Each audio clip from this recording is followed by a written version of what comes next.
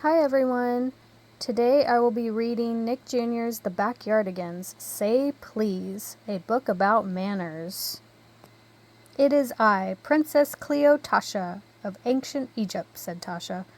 It's great to have a big palace and servants who wait on me. Hey, where are my servants anyway?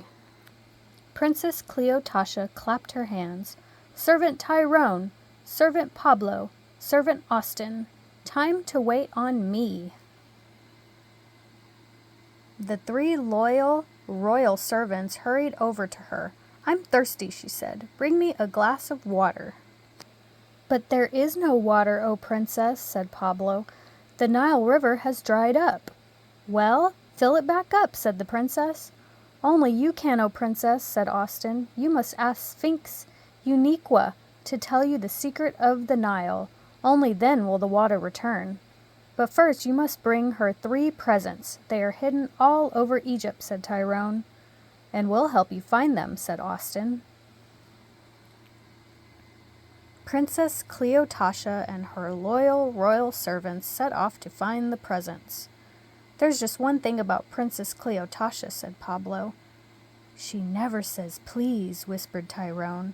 Or thank you, mumbled Austin. What's the first present for the Sphinx servant Tyrone?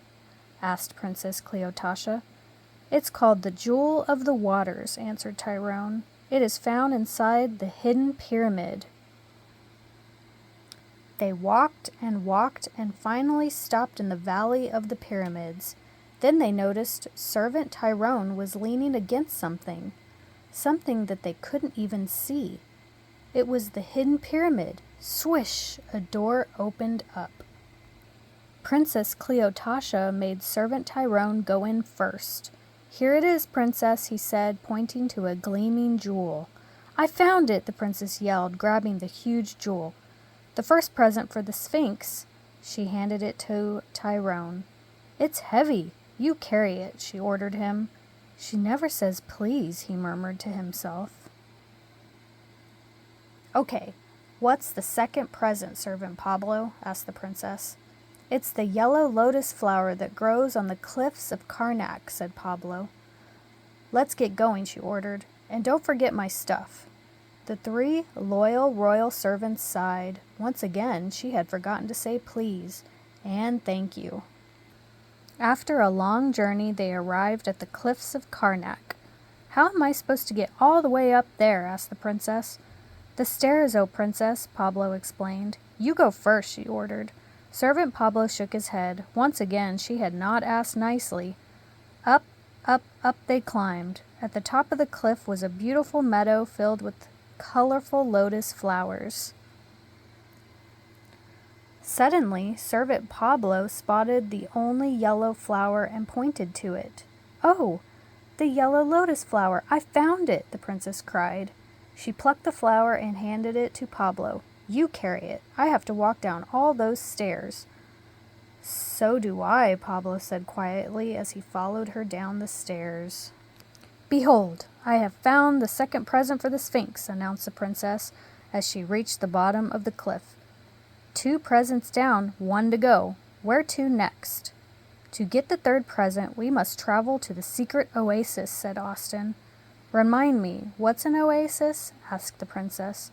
It's a green place with trees and water in the middle of the desert, Austin replied. Let's get that last present now, ordered the princess. And don't forget my stuff. The 3 loyal royal servants were all thinking the same thing. She forgot to say please again. They all walked and walked until they reached the secret oasis. The 3rd present is a drink of water from the secret oasis, said Austin, handing the princess a golden cup. Great! I've got the 3rd present, the princess cheered. She scooped up the crystal clear water and handed it to servant Austin. You carry it, she demanded.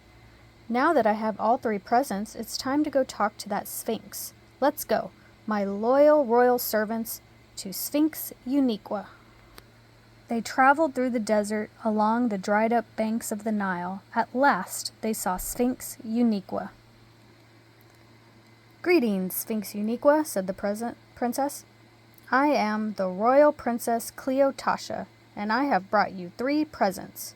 They are the jewel of the waters, the yellow lotus flower, and a golden cup of water from the secret oasis." "Thank you so much," said Sphinx Uniqua. "What lovely presents. Did you get them all by yourself?" "Of course not, O Sphinx," replied the princess. "My loyal royal servants helped me, and they carried all my stuff." "I see. Did you say thank you for all their help?" Sphinx Uniqua asked. "Well, no," said the princess, "but will you tell me the secret of the Nile so there will be water in Egypt again?" "Okay," replied the Sphinx. "The secret to almost everything is to always say please and thank you. You can start by saying thank you to your servants who did all the work for you," whispered Sphinx Uniqua to the princess. The princess looked surprised. Then she turned to her servants. "Thank you for helping me and for doing all the work," she said nicely. "You're welcome," said all 3 of them together. "And thank you, O Sphinx, for telling me the secret of the Nile," Princess Cleotasha said. "You're welcome," said the Sphinx.